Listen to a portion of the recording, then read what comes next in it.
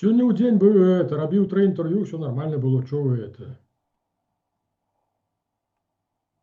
критически так относитесь, понимаете ли, к вопросу? Идеалисты. Ой, Все, помолчите.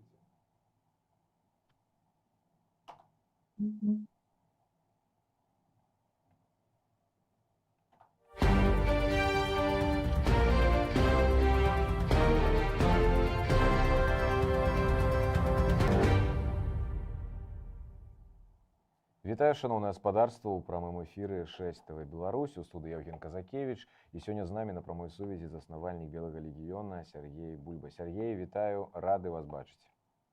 добрый вечер, взаимно. Ну што ж, даўно не бачыліся, таму, паважаныя гледачы, калі у вас ёсць пытанні да Сергея, альбо яны з'явяцца падчас нашага эфіра, нашай размовы, то, калі ласка, пішыце іх у чаце пад гэтым відэа.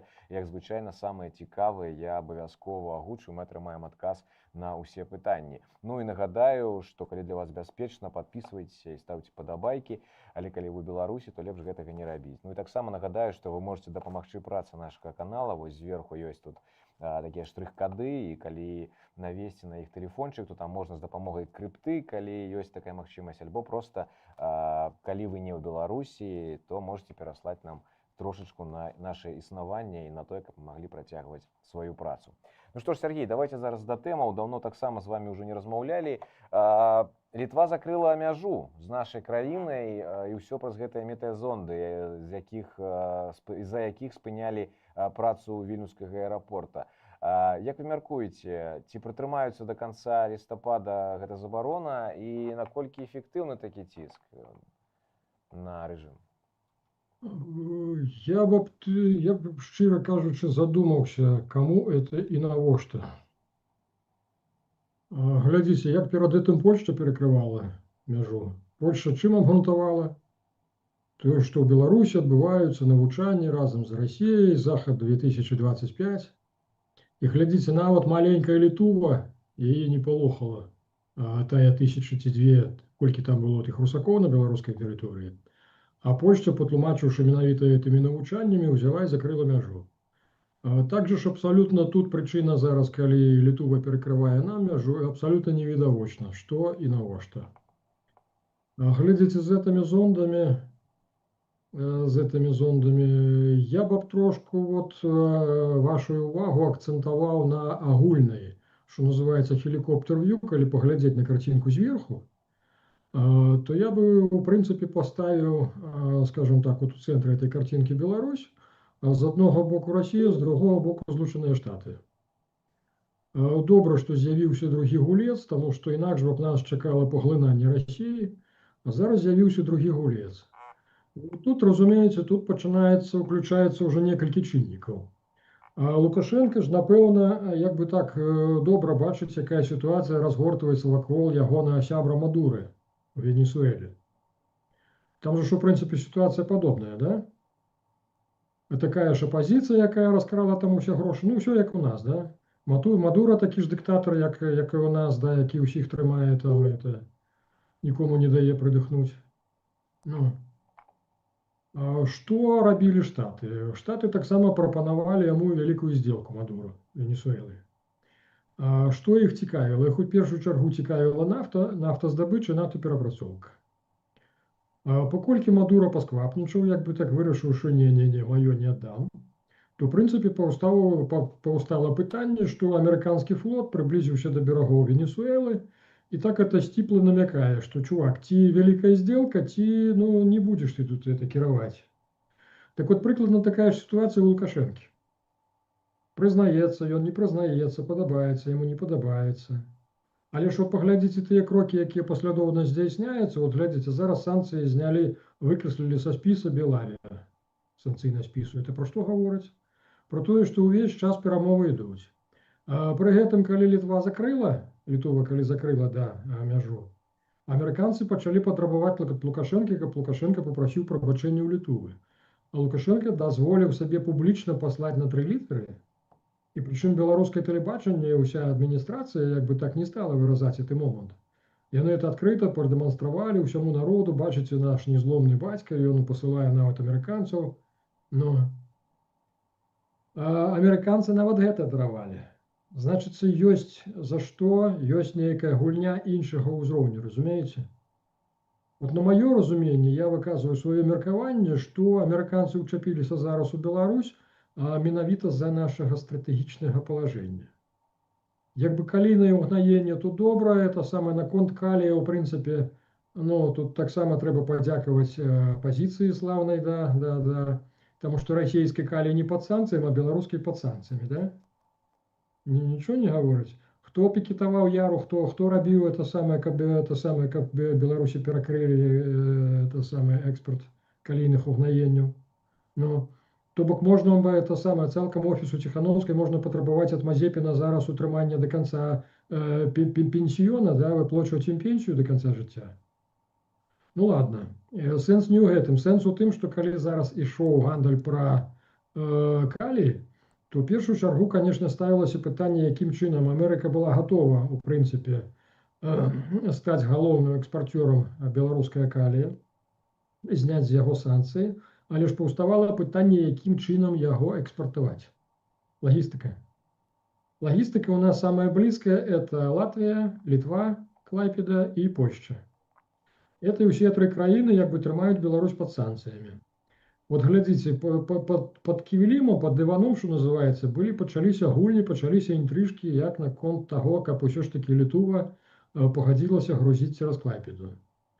Літува нават на некаторы час пачала там ту за Ціхановскую, маўляў, это вот забирайте, это, мадам, свои вешчычки, вы нам тут мешаете бизнесу. Ну, але ж усё ж таки перамагла палітычная складовая, то бок яны не паддаліся пакуль на, скажем так, ну, на абяцанне грошаў. Транзит, пагрузка цераз Клайпеду. То бок пакуль што перамагла менавіта палітычны глузд, а не эканамічны. Але ж не факт, што это будзе далей працягвацца. Так вот, перакрыццё мяжы я б разглядаў недзе вот у разрэзе таго, што адбываецца. Зглядзіце, з гэтымі бурбалкамі я нагадаю, што, ну, напрыклад, слаўныя гарады Смаргоня, Шмяны, это заўсёды былі гарады кантрабандыстаў. Вот уяві сабе, сядзіш ты такім нормальным жыхаром у якім-небудзь Смаргонях, як бы так плацяць табе на дзяржаўнай службе там это 300-400 даляраў максимум, так это ў лепшым выпадку, да. І тут табе братва прыходзіць і кажа: чувак, а у нас вот бізнес ёсць, это рэнтабельнасць бізнеса 300-400%. Ого, да? Дзе ты яшчэ такі бізнес знойдзеш? Я нагадаю, што самыя танныя цыгаркі ў Літве каштуюць 5 евро, а больш-менш якасныя 8. То бок, глядзіце, купляеш эти цыгаркі ў Беларусі па даляру, перакідваеш на той бок і маеш профіт мінімум 3-4 чыстагану. Нормальный бизнес, да? Так вот, этот бизнес развивается помимо Лукашенко. Я нават скажу, что в свой час это самое, нават Виктор Лукашенко спрабаваў в этом бизнесе паўдзельнічаць, так это сур'ёзна, грунтовна, да. Калі памятаеце, на мяжы адлавлівалі цэлыя составы, якія ішлі, везлі беларускія дзверы, як бы так готовая прадукцыя, а ускрываюць этой дзверы, а там усе поласці запоўнены беларускімі цыгаретамі. Ну. Ці вагоны, калі вагоны быццам бы дэкларавана, што там вугаль, а там того вугля 30 сантиметров, а ўсё астатняе это цыгаркі беларускія. Ну. То бок вот вам, вот это объем, я разумею, вот дзяржаўны падыход, да, адразу адчуваецца. Ну. Так а тут бедных сумленных выбаршчыкаў Лукашэнкі, ну, якія галасавалі, не згаласавалі, на якіх залічылі ў ягоны электарат, яны вырашылі, паколькі, ну, жывецца, ну, так сабе, а хочацца па суботах і нядзелях там як бы ў кабачок схадзіць, то трэба ж нейкі бізнес прыдумаць, да. Пакуль не было плоту на мяжы з Літвай, то, ну, у прынцыпе, цягалі так, як бы дамаўляліся, і там з пагранцамі, і тут дамаўляліся, ўсё было добра. Потым гэтыя злыдні паставілі паркан. Ну, што рабіць? Ну, кемлівыя беларусы пару разоў там падкопы рабілі. Ну, падкопы хутенька вылечылі, то бок не той варыянт. Пачалі дронамі вазіць, але ж, ну, Лукашэнкі страх перад тым усё, што лятае без ягонага дазволу, у яго перад гэтым страхам, то крый божа, на дразды яшчэ прыляціць. Ну. Дроны забаранілі, зараз беларусу, каб мець дрон, там трэба кучу дазволаў, кучу ліцэнзію атрымаць, там у нейкім камітэце, там яшчэ нешта. Ну, і плюс да гэтага літоўцы прыдумалі хітрасць, яны нацягнулі над гэтым плотам, нацягнулі адпаведную, скажем так, прыёмную антэну, якая на індуктыўнасць спрацоўвае, калі над ёй пролятае дрон, ну там, напрыклад, над 15 метраў, я ўжо не кажу пра 2-3, до 30 метраў, і яна, по-моему, фіксуе пролёт дрона. То бок беларусы зразумелі, ага, і тут нешта не так, трэба шукаць новы іншы варыянт. І от нехта кемлівы поглядзеў напэўна, на Алібабе, на кітайскім сервісе, што вот эта бурбалка каштуе $12-15. Купляеш бурбалку, бярэш, у прынцыпе, усе яны это самае. Там же ж прынцып, разумееш, які яе запаўняць геліем ці вадародам, і яна падымаецца на 29-32 кілометры. Это не то, что она там 300 метров над землей, что можно ее там с автомата сшибать. Не, она реально поднимается на 30 километров.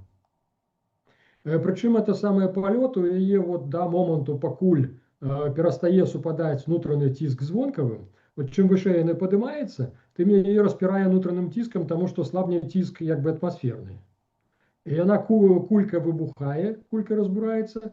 Отповедно, они это промацавали туды парашютик до этих цигарок. И уже, я скажем так, GPS с нормальной литовской симкой, рабочей симкой, да, все нормально у них там с этим, да, падая недзе на территории Литовы. Глядите, для того, как это счастье запустить, не треба подъезжать под самую мяжу. Его можно запустить не то, что со смаргонью, со шмянами, его можно с Воложиной запустить. И при сприяльным ветры, а менавіта вот тут вот самый важный аспект, это спрыяльный ветер, разумеете? Вот чаму літоўцы там абураюцца, что вот статыстыка ў пачатку года была столькі, потым столькі, а ўсё залежыць у кантрабандыстаў, ўсё залежыць ад ветра. Вот калі ветер будзе наадварот з Літовы ў наш бок, то колькі ты гэтых дронаў не пасылай, то яны наадварот куды-небудзь у бок Украіны паляцяць. Ну.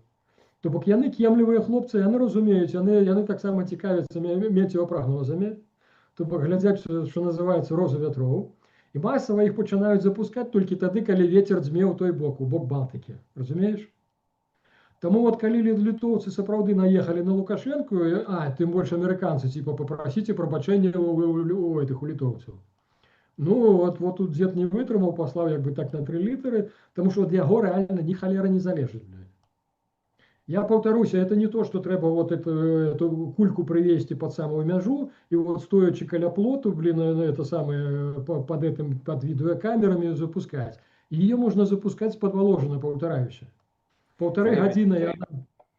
Сергей, у меня два пытания. Адкуль столькі ведаў по контрабанде? И другое пытание, не вам Лукашенко телефонаваў, калі казаў, рассказывал про это, что, кажа, я тут позвонил своим контрабандистам досведчаным, яны мне все рассказали. Ну не только он может позвонить людям. Ну, пробачьте, перабіў, да, вы там хотели рассказать. Да. Так что сэнс у тым, что вот калі яго прымушалі парасіць прабачэння, то ён рэальны, но ён сапраўды можа вот толькі як бы так падаць, напрыклад, по сістэме Міністэрства ўнутраных спраў, як бы каманду, каб усіх, хто займаецца кантрабандай, хто праходзіў по гэтых артыкулах, каб усіх там выклікалі, это посадили на ланцуг дома, сказали сядзець бліжэйшым часам, вот тады можна спыніць гэты бізнес. Некалькі разоў Літова перад гэтым яна адлоўлівала на сваёй тэрыторыі, спачатку 6 чалавек взяли з гэтымі цыгаркамі, усе з літоўскімі пашпартамі. Якія прэтэнзіі да беларусаў, да? Потым вот літаральна колькі тыдні паўтары таму зноўку взяли 4 чалавек з цыгаркамі, зноўку усе грамадзяне Літовы. Ну. Я повторюсь, вот то, что там стоит литовская сим-карточка, рабочая сим-карточка, говорит про то, что это все во взаимодействии робится, это не выпадковые речи. Ну. Так что сапраўды, а теперь уявите себе территорию от Воложина до самой до мяжи, с теперешней Литовой. Ну, вот як ее взять всю под контроль? Ніяк. А вот когда ты все белорусское войско поставишь через 30 метров, то не хопится с особого складу. Ну. А поднимается, я повторюсь, и она лопается менавіта на высоте 30, 31, 32 километра. Все. То бок там ты не возьмешь ни с автомата, ни с карабина, ни с чего ты не возьмешь. Ну. Сергей, вось вы, дарэчы, нагадалі пра Белавію. Мінфін ЗША выключыў з санкцыйнага спіску нашу Белавію беларускую і бізнес-джет бомбардзір, якім карыстаюцца высокапастаўленыя чыноўнікі, члены сям'і Лукашэнкі. Вось гэта частка гэтай так званай вялікай здзелкі, пра якую казаў Лукашенко. І ці не збіраецца Лукашенко да Трампа можа паляцець у Амерыку? Ну, слушайте, ну Лукашенко, ну мы же с вами это пригадываем, что Кушнер это член семьи, это ну, зять. Ну. То бок и Лукашенко ж передал запрошение и Трампу, и Мелании, каб яны разом с Кушнерами наведали Беларусь, и Трамп быццам бы выказаў як бы так, что да, ён згодны, что ён готовы. Ну, але ж, ну, я так разумею, перспектыва будзе менавіта за гэтым. Зараз, разумееш, Беларусь робіцца суб'ектам гульні. Вот калі до гэтага у нас сапраўды было вот толькі вот нас уцягвалі ў эту расійскую эту прорву, то на сённяшні дзень з'яўляецца другі суб'ект, для которого не істотны Лукашенко, для якога істотна сама Беларусь. Вот глядзіце, сённяшняя раніца я быў вельмі здзіўлены, я як бы для сябе задаваўся пытаннем, што ж для Амерыкі настолькі важнае, што яны як бы так прысвячаюць агулам час. Вот на глобусе 200 краін, і у кожнай там хапае там сваіх дзівасоў, асабліва ў Афрыцы, там якія-небудзь там это людаедскія плямёны, там прэзідэнт, напрыклад, з якіх-небудзь людаедаў, там, ну то бок з дэмакратыяй там значна ўсё горай, блин. Ну але ж тым не менш, калі звярнулі ўвагу на Лукашенку, значыцца, ну на Беларусь менавіта, значыцца ёсць нейкі важны аспект. Так вот сёння гэты важны аспект акрэсліў Воскресенскі. Памятаеце такое чудо, якое прызывала там гэй, беларусы, усе давайте вяртацца. 60 человек вернулось, из яких 40 посадили, да? Молодцы, пригожая реклама, да? Так вот, ён агучыў, что а давайте китайцев попросим увести свой контингент, каб яны свои войски поставили, причым пожадана где-нибудь ближэй до заходняй мяжы. А дзеля чаго?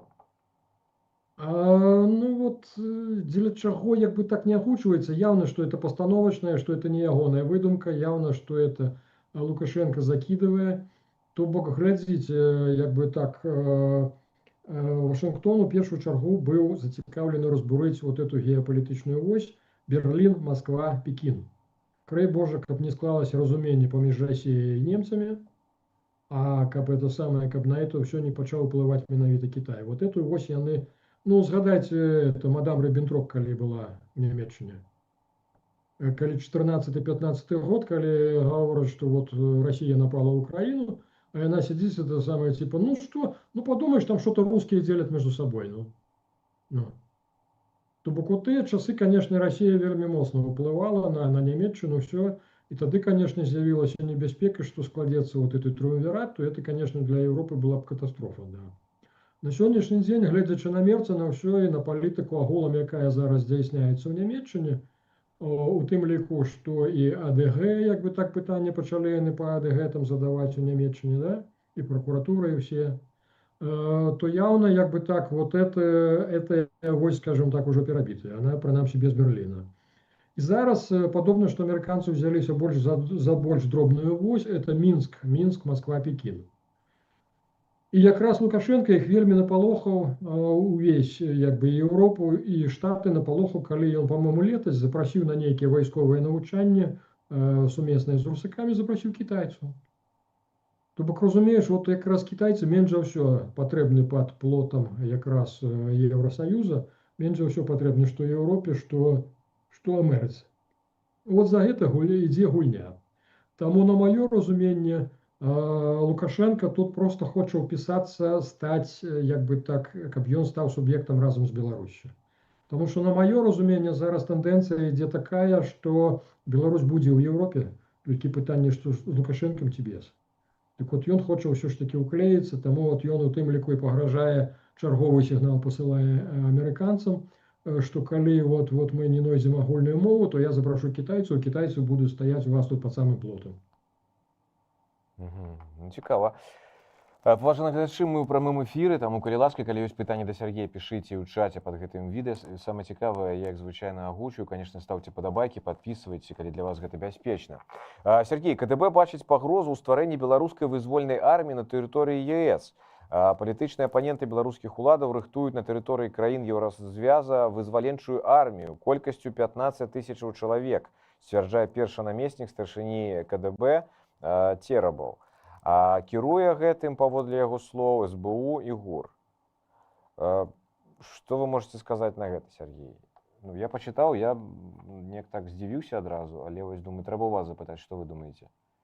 Ну, слухайте, ну Теребов это самое. Ён еще коли у Гомеле был, то коллеги про яго гукаюцца, что там это русский мир свистит со всіх дзюрак, блин. Таму не варта здзіўляцца, і тым больш дзе ён это агучыў на канферэнцыі по бяспецы ў Расіі. То бок это ўся гульня для Расіі. Як бы та прайшла тут чутка, што быццам бы вот это самае. Некаторыя прадстаўнікі з беларускага боку у Еўропе пачалі як бы так шукаць сродкі, ўсё, і на пытанне, а колькі вас, яны адказалі, што мы тут это збіраем 3 дывізіі. Вот адсюль узнікла эта лічба пра 15 тысяч. Ну, але ж, слухайте, ну, як усё, што робіцца, ну, я не хаваю свайго стаўлення да этой пазіцыі. Это самае галоўнае вот заявіць, заняць месца, а не нутраны змест. Вот стварыць бурвалку, вот бурвалку стварыць ім удалося, да, вот та інфармацыя пра 3 дывізіі, яна ўжо дайшла і да беларускай КДБ. То бок, вот, я так разумею, што тым, хто пра гэта гаварыў у Еўропе, варта праверыць свае крыніцы, свае каналы, з кім яны камунікуюць, як, чаму пра гэта ўжо Теребов ведае. Хаця, ў прынцыпе, размовы былі не так даўно. Ну. Зразумела. Сергей, давайте перейдем зараз таксама да вельмі цікавай тэмы.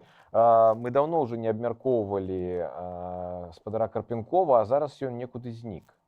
Яго проста няма ўжо ў публічнай прасторы, я не ведаю, колькі месяцаў, і няма яго ніхто пра яго не піша, нідзе няма каментароў ніякіх. Я ведаю, што у вас нейкая інфармацыя ёсць на гэты конт. Слухайте, ну, ідзе барацьба паміж умоўнымі чырвона-зялёнымі і якраз рускамірскімі кансервамі.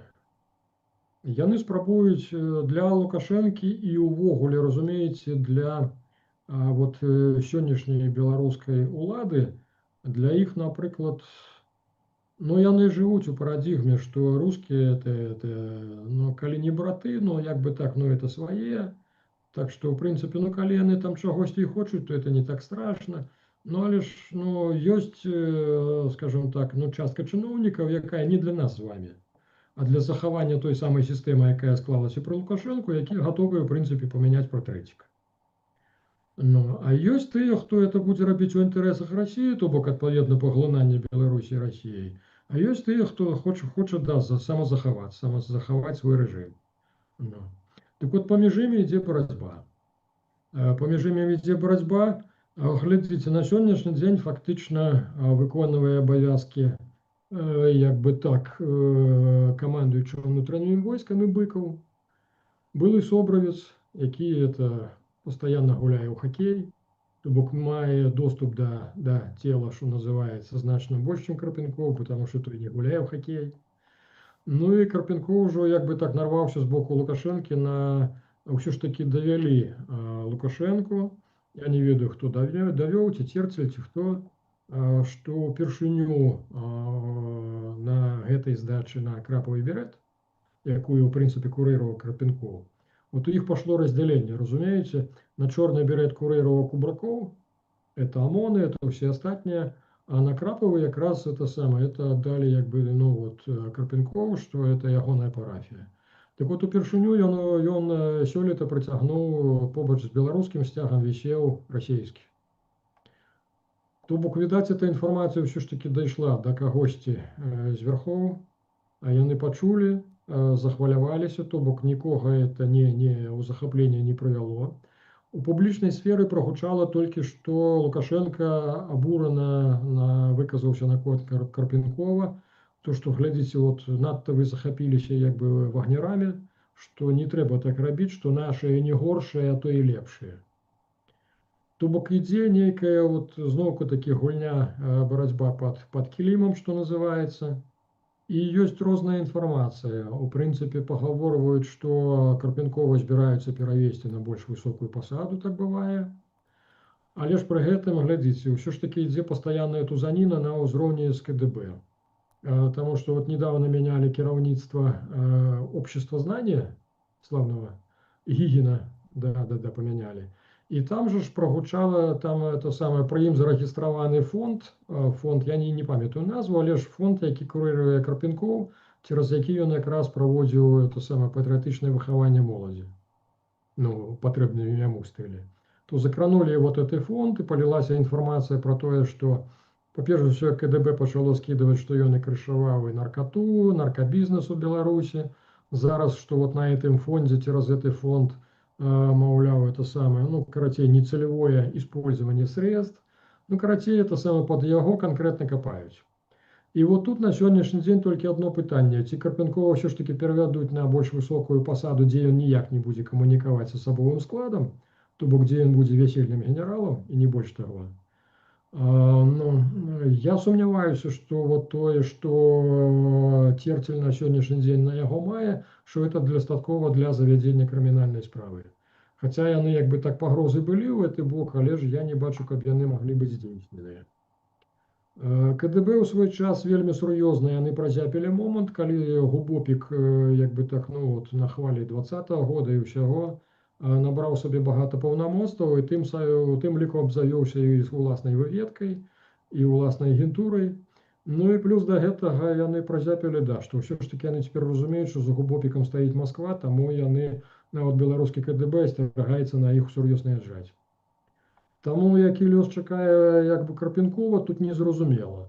Калі яго, крый Божа, паставяць міністрам унутраных спраў, то это будзе гаварыць пра тое, што здзяйсняецца якраз маскоўскі сцэнар, і тады самому Лукашенку засталося быць на пасадзе вельмі недоўга.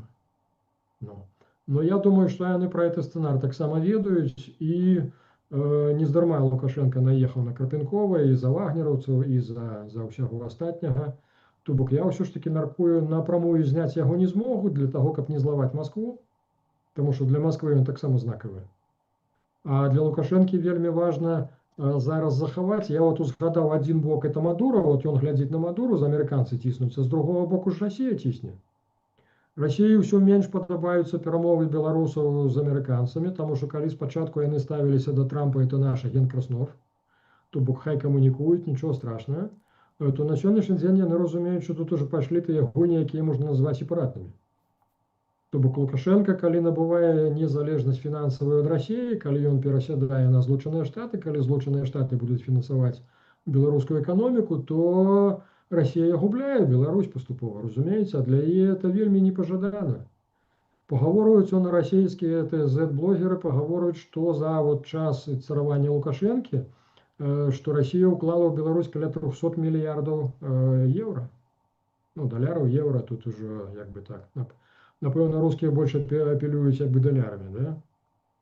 Ну, таму, як бы ты сам разумееш, што пры такіх інвестыцыях як бы так проста так краіну не адпусцяць. І калі вот зараз Амерыка перахоплівае, то пагроза да Лукашэнкі ідзе ў тым ліку з боку Расіі. І я лічу, што ён на гэта рэагуе, усур'ёз рэагуе, таму што вот нават крайняя паездка ў Вітэбскую вобласць, па-перш за ўсё, яна, глядзіце, яна суправаджалася тым, што Лукашенко, відаць, губляе давер да сваёй службы бяспекі прэзідэнта, да СБП. Першы год, калі ён афіцыйна не павіншаваў СБП з днём утварэння. То бок раней ён заўсёды это рабіў асабіста, з помпай, усё. Сёлета максимум Эйсман там нешта так это выдала там пад вечар і ўсё. То бок ніякіх віншаванняў не было, это гаворыць пра тое, што іх зараз няма такога даверу, ён можа разглядаць, што ўсё ж такі Масква, калі будзе пікавацца, як бы так, займецца пытаннем ягонай ліквідацыі ці адхілення ад улады, якім-небудзь чынам, што это будзе менавіта цераз СБП. І другі важны аспект, што зараз у Вітэбскай вобласці ягонай бяспекай, акрамя гэтага, апекаваўся СОБР. То бок Быкаў той самы, пра якога мы узгадывалі, былы собравец, да, хакеіст. Вот ён практычна на сённяшні дзень ужо кіруе ўнутранымі войскамі. Вот такая вот сітуацыя. То бок Лукашенко зараз баіцца з двух бакоў. Таму ён ператрахівае сваю ахову, пераглядае канцэптуальна, то вы бачыце, уже Міністэрства ўнутраных спраў задзейнічана, не толькі СБП, не толькі КДБ. То бок вот такая вот дзіўная сітуацыя у нас.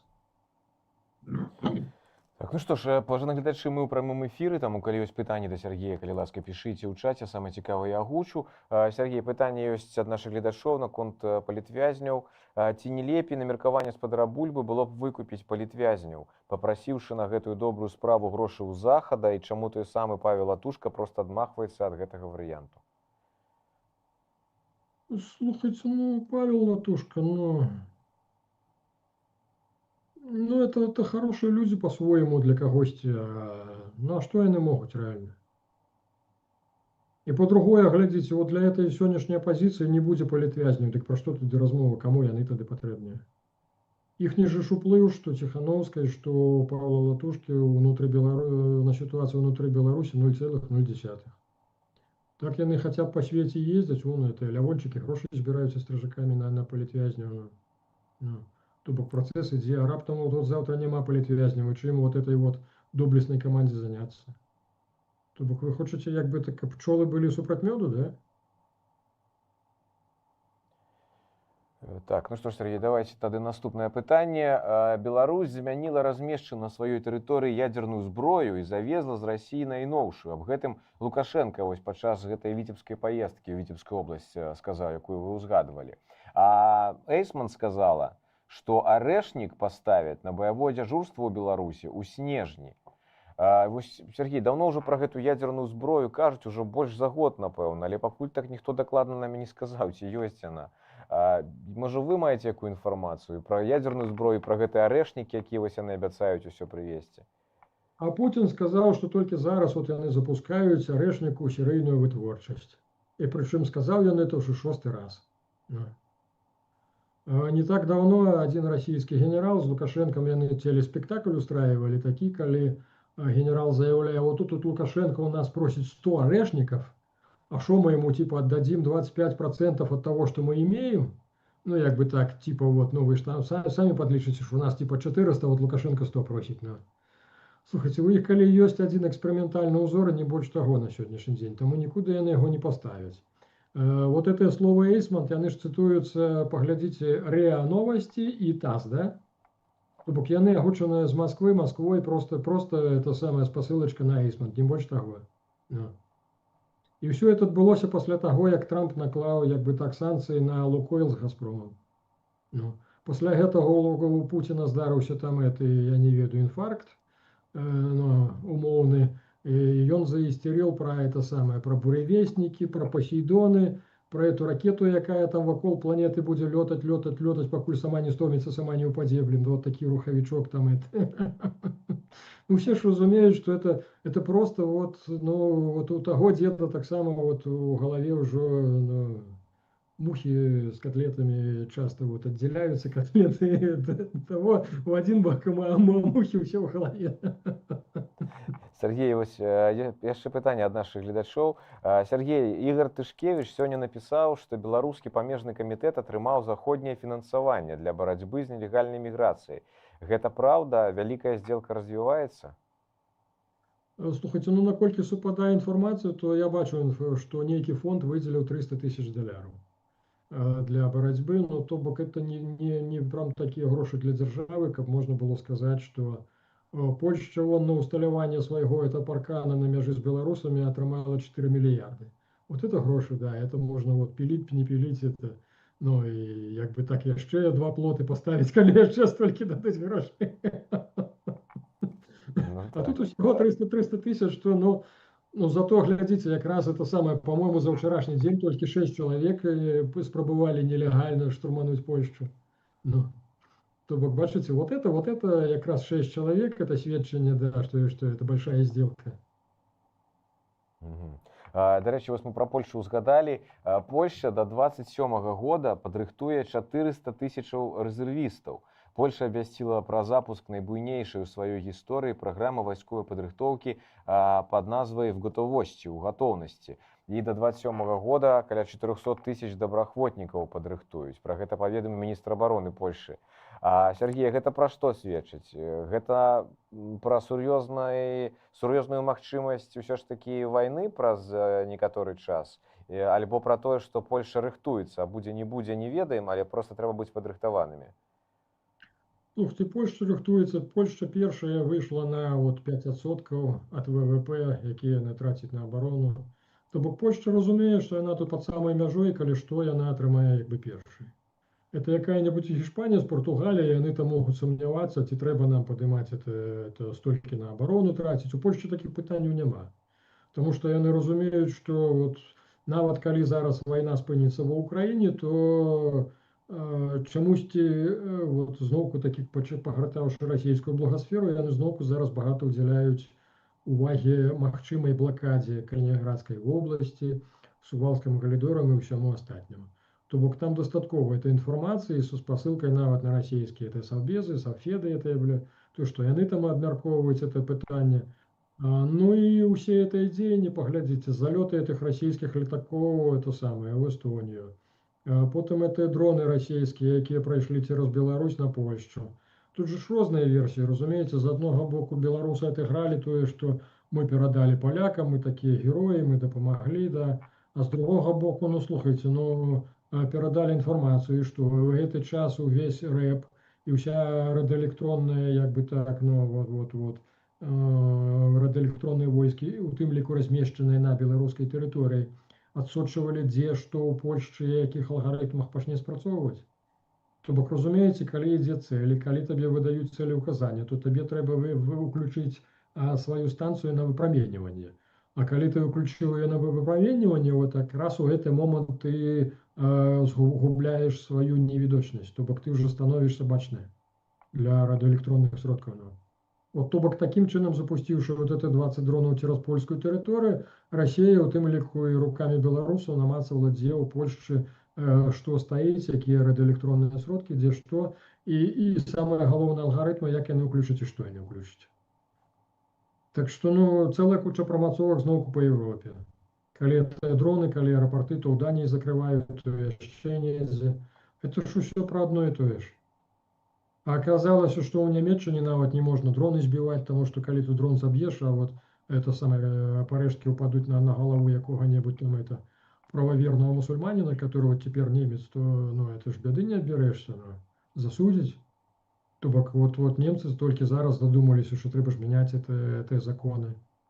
То бок Расія ўжо на сённяшні дзень, калі яшчэ 1,5-2 гады таму яна была зацікаўленая у лакальным канфлікце Беларусь краіна НАТО, каб самой не ўваходзіць у прамое сутыкненне з НАТО. А для того, каб паглядзець у тым ліку, ці будзе ўключаны гэты самы славны 5-й протакол, на сённяшні дзень разумею, што ніякага 5-го протакола не будзе ўключаны.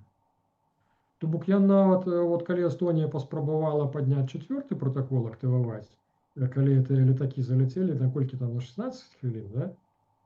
Кажу, що 16 хвилин, это, слухайте, это горбатки попить, запустить ракеты по всех целях, отстреляться, и еще раз горбатки попить и полететь после этого. Ну. И что Эстонии остать не отказали? Что да, клево, чуваки, мы там с вами, вы держитесь, да, вот, мы вместе НАТО, мы крутые, но и что далее?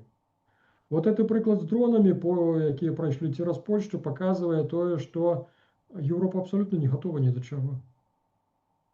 Европа не готова, тому что, погляди, вот на сегодняшний день, ну такая информация, як бы так не самая позитивная, на жаль, лишь так, як есть. Калі, скажем так, 2 гады тому яшчэ Украина называла коэффіцыент эффективности супрацьпаветранай обороны, я здзіўляўся там под 0,76, ну 0,7, 0,76, то бок это самое, адпаведна на одну цель, но тратилася як бы так, что, ну, скажем так, 1,3, 1,4, як бы так, пускаў з украінскага боку. Ну, то бок на некаторыя цели по 2 прыходзілася ракеты, там это самое траціць, ну, умоўна. То бок агульны коэффіцыент атрымліваўся, ну, вот, неякі выводзілі 0,76. То на сённяшні дзень вот в размове з хлопцамі, з афіцэрамі, а яны гавораць, што, слухайце, ну, яшчэ шахеды мы атрабатываем. А вот по Пэтрыота як бы так далі каманду скарыстоўваць у самых выключных выпадках, таму што ракет не хапае. То бок, разумееш, вот пры тых колькасцях, якія Расія адпраўляе па Украіне, і прычым вот эта размаітасць, яны ж адпраўляюць і шахеды ціхаходныя, і рэактыўныя, это самыя новыя шахеды, і ракеты, і прычым ракеты рознага кшталту. Одни это самые, ну, скажем так, повітря, земля, а некоторые самые стартують у гору і потім з гори падає на огромний корк хуткості падає до землі і ввогуле цяжка збіць. То бок, разумееце, Расія, спалучаючы вот усё это ў адных атаках, яна на сённяшні дзень вышыбла ўвесь патэнцыял, у краіне няма чым трэба адпрацоўваць менавіта па ракетах у першую чаргу. Так вот, разумееце, калі зараз Расія пачне масіравана вот лупане ў бок Еўропы, то, слухайце, Еўропа, можа быць, вытрымае першы дзень, другі. А на трэці высветліцца, што няма ўжо вот этих ракет по мільёну стоимостью ад Пэтрыота. Яны ўжо все закончыліся, вы іх патрацілі на шахеды, якія каштуюць максимум 15 000. Ну. То бок, разумееш, на сённяшні дзень Расія цудоўна разумее, што Еўропа не готова, не будзе это 5 протоколу.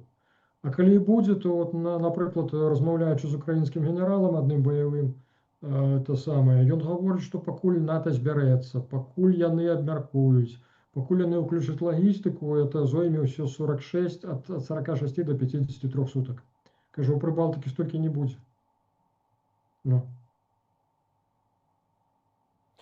Да, ну што ж, такія не вельмі добрыя такія навіны напрыканцы, але ж нічога, будзем спадзявацца, што ўсё будзе добра. Дзякуй, Сергей, вялікі за тое, што адказалі на ўсе пытанні. Сустрэнемся, спадзяюся, што праз тыдзень, у наступны чацвер.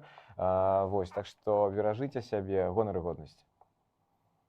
Рэй.